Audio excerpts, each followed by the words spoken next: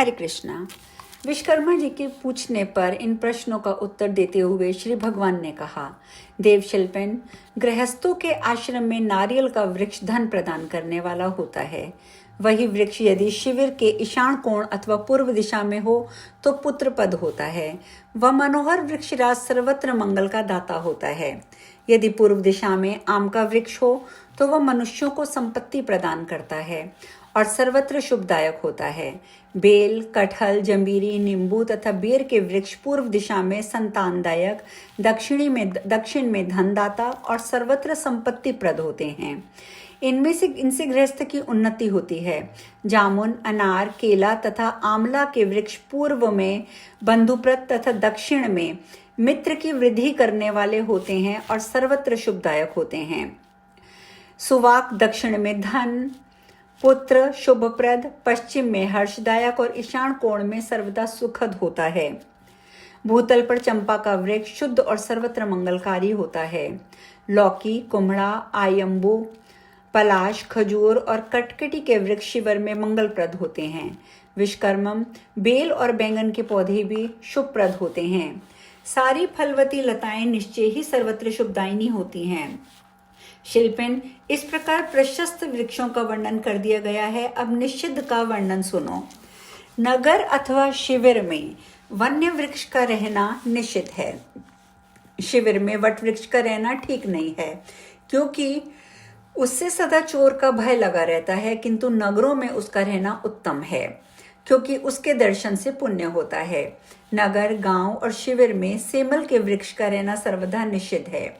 यह सदा राजाओं को दुख देता है। हे देवशिल्पी, इमली का वृक्ष नगरों और गांवों में तो प्रशस्त है, परंतु शिविर में उसका रहना ठीक नहीं है। वह विद्या और बुद्धि का विनाशक और सदा दुखदायक होता है। इससे निश्चय ही प्रजा और धन की हानि होती है। अतः विद्वान को उचित है कि वह यत्न पूर्वक उसका परित्याग कर दे। खजूर और कांटेदार वृक्ष भी शिविर में नहीं रहने चाहिए, क्योंकि वे विद्या और बुद्धि को नष्ट कर देते हैं। अतः उनसे दूर रहना ही ठीक है।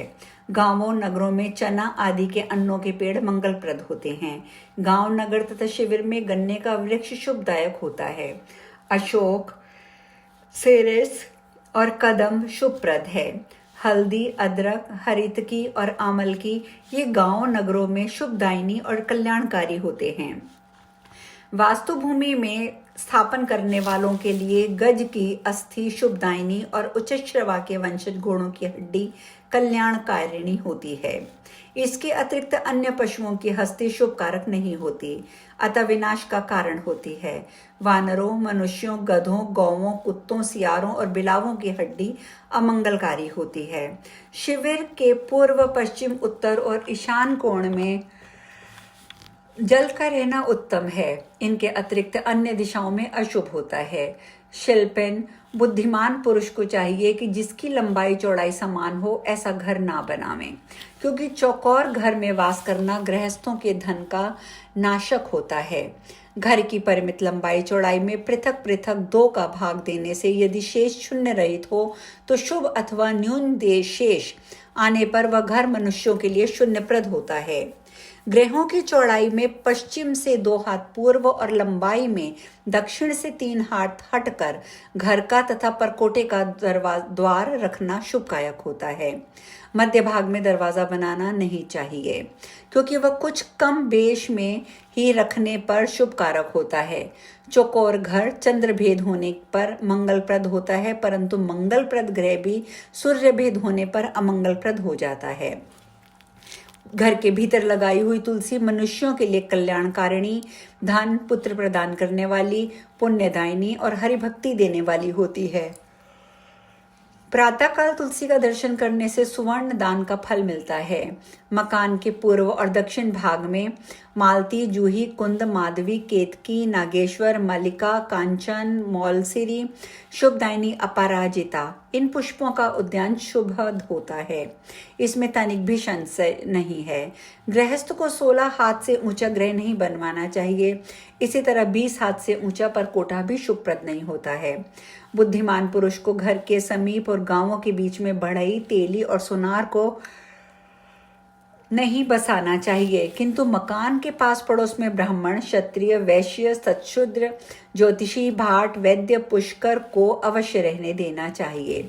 शिविर के चारों ओर 100 हाथ लंबी और 10 हाथ गहरी खाई प्रशस्त मानी गई है। उस खाई का दरवाजा भी ऐसा संकेत युक्त होना चाहिए जो शत्रु के लिए अगम्य हो, परंतु मित्र सुखपूर्वक आ जा सकें। भवन निर्माण में सेमल, इमली, हिंताल, नीम, सिंदूवर, गूलर, धतूरा, बरगद और रेंड, इसके अतिरिक्त अन्य वृक्षों की ही लकड़ी काम में लानी चाहिए।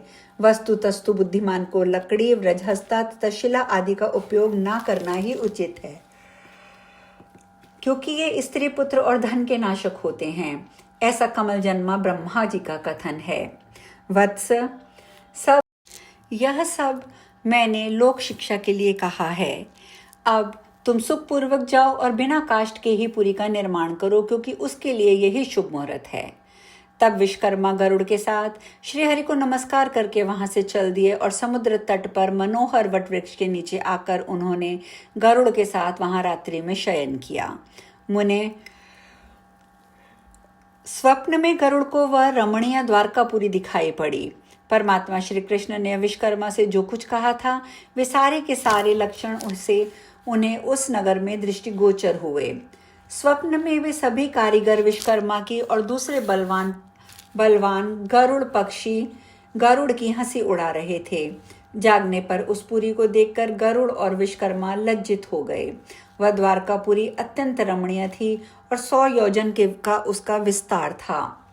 तब ब्रह्मा आदि देवताओं की पुरियों को पराभूत करके सुशोभित हो रही थी। उसमें रत्नों की कारीगरी की गई थी, जिसके कारण उसके तेज से सूर्य ढक गए थे।